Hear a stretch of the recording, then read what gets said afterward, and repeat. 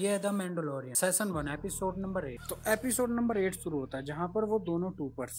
दोनों टूपर्स अपनी speed bike की मदद से क्विल को शिप के अंदर घुसने से पहले ही मार देते हैं और वो उस बच्चे को लेकर दोबारा से वापस आ जाते हैं। लेकिन जिस समय वो इस चीज के बारे में अपने हेडक्वार्टर से परमिशन ले रहे होते हैं कि इस बच्चे को कहाँ पहुँचाना है, उसी टाइम पर वहाँ पर IG-11 रोबोट आ जाता है और वो आते ही उन दोनों टूपर्स पर अटैक कर देता है, क्योंकि अब वो इस बच्चे को प्रोटेक्ट करने के लिए प्रोग्राम हो गया है। तो अब वो उस बच्चे को लेकर सीधा वहां से निकल जाता है और यहाँ पर उन तीनों को क्लाइंट के उस बॉस ने अपने सभी टूपर्स के साथ घेर रखा है और इन लोगों के पास भी यहाँ से बाहर निकलने का दूसरा और कोई रास्ता नहीं है। लेकिन अब वो लोग बाहर उन लोगों को मारने के लिए एक काफी खतरनाक हथियार सेट करना शुरू कर देते हैं जिसका नाम ई-वेब ब्लास्टर होता है। पर वो बॉस उनको मारने से पहले चेतावनी देता है कि वो लोग इस बारे में बात कर सकते हैं और साथ में वो मैंडो को उसके असली नाम से बुलाता है। मतलब जब वो एक छोटा बच्चा था और वो मैंडोलोरियन नहीं बना तब का नाम लेकर उसे वार्निंग देता है। अब मैंडो को उसका असली नाम सुनकर ये साफ साफ पता चल जाता है कि ये कोई और नहीं, एक मॉफ नाम का आदमी जो कि उसी ग्रुप का लीडर था जिसने उसके प्लेनेट पर आकर तबाही मचाई थी और सबको मारा था। और अब हम लोगों को यहाँ पर मैंडो की असली स्टोरी पता चलती है जिसमें वो अपने मॉम डैड और अपने लोगों के साथ एक प्लेनेट पर रहते थे, जिस जगह पर मॉफ और उनके सभी लोगों ने अटैक कर उस प्लेनेट को पूरी तरह से खत्म कर दिया और सारे लोगों को भी। लेकिन मैंडो को काफी सारे मैंडोलियन आकर बचा लेते हैं और अपने साथ लेकर चले जाते हैं, जिसके बाद मैंडो भी इन्हीं में से एक बन जाता है। और ये व्यक्ति और कोई नहीं वही है, क्योंकि वो व्यक्ति जानता है कि मैंडो को ही मैंडोरियन ने बचाया था। मगर साथ में मैंडो को ये भी समझ में आ जाता है कि शायद इन लोगों के हाथ से वो बच्चा निकल गया है, वरना ये अभी तक उन लोगों को जान से मार दे। और इसी कारण से वो इन लोगों से बात करना चाहता है। तो अब जल्दी से मैंडो दोबारा से वायरलेस से क्विल से बात करने की कोशिश करता है, मगर इस बार उसकी बात IG-11 से होती है क्योंकि क्विल तो मारा जा चुका है और उसका वायरलेस डिवाइस इस टाइम IG-11 के पास होता है, जिसके पास इस समय बच्चा है। तो अब वायरलेस IG-11 उसको पूरी बात बताता है और वो बोलता है कि वो उनको बचाने के लिए बच्चा लेकर वहीं आ रहा है। और उसी के कुछ मिनटों बाद IG-11 स्पीड बाइक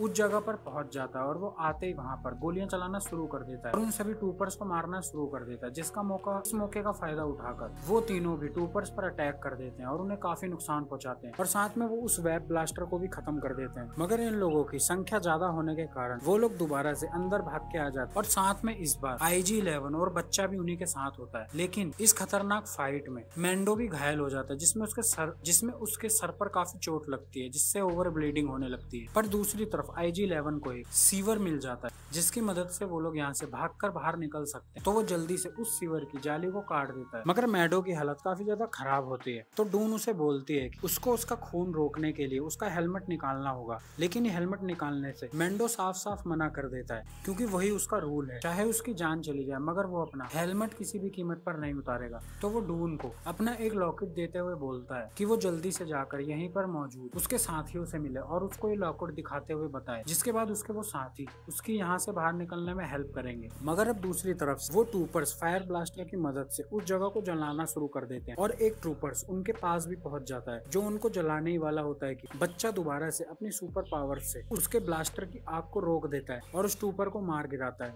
मगर साथ में वो दोबारा से बेहोश हो जाता है। तो अब उस जगह को जलता हुआ देख डून उस बच्चे को लेकर ग्रीफ के साथ उस सीवर में घुस जाती है और वहां से बाहर निकलने के लिए आगे की ओर बढ़ने लगती है। मगर IG-11 मैंडो के साथ वहीं पर रुक जाता है और अब मैंडो IG-11 को बोलता है कि वो उसको गोली मार दे और वो भी यहाँ से चला जाए। मगर IG-11 बोलता है कि अब उसके प्रोग्राम में किसी को मारना नहीं, उसके प्रोग्राम में अब बचाना है। तो अब वो मैंडो को उसका हेलमेट उतारने के लिए बोलता है ताकि वो उसकी ब्लीडिंग को रोक सके और उसका कुछ इलाज कर सके। मगर मैंडो ये करने से साफ मना कर देता है और वो उसे बोलता है कि उनका रूल है कि उनको कोई भी आंखें देख नहीं सकती, जिसके जवाब में IG-11 मैंडो को बोलता है कि उसकी कोई आंखें नहीं है क्योंकि वो तो रोबोट है और उसके देखने ना देखने से कोई फर्क नहीं पड़ता है। अब ये सुनकर मैंडो IG-11 को अपना हेलमेट उतारने देता है और हम इस वेब सीरीज में पहली बार मैंडो का चेहरा देख तो हेलमेट उतरते ही IG-11 मैंडो के जख्मों पर स्प्रे मारकर खून रोक देता है और वो उसे लेकर जल्दी से खुद भी सीवर में पहुंच जाता है और कुछ ही चलने पे वो सभी दोबारा से एक दूसरे से मिल जाते हैं। तो अब वो लोग साथ मिलकर ही उस सीवर को पार करने लगते हैं। लेकिन थोड़ा सा चलने पर मैंडो देखता है कि उसके सभी साथियों के हेलमेट्स एक जगह पर पड़े हुए हैं, मतलब उसके सभी साथियों को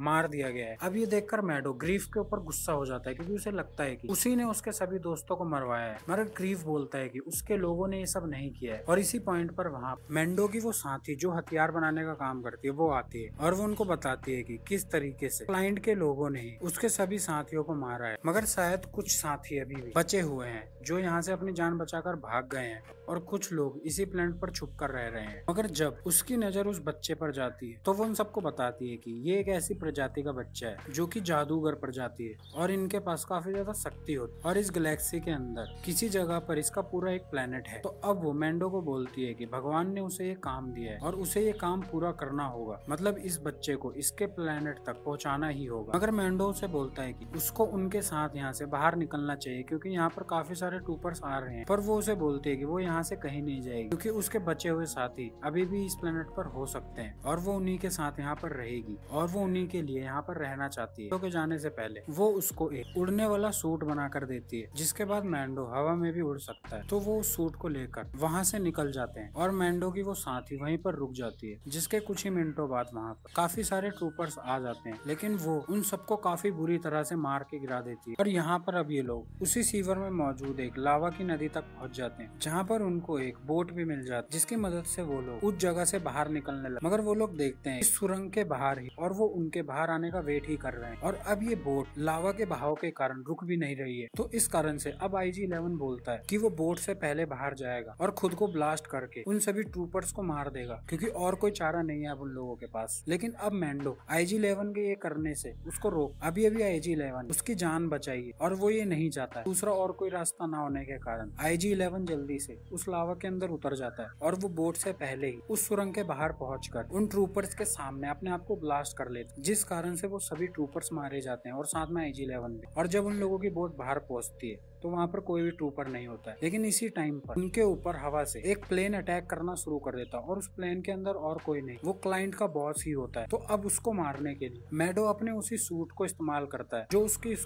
उसको उसकी साथी ने बना कर दिया था, जिसकी मदद से वो उड़ जाता है और वो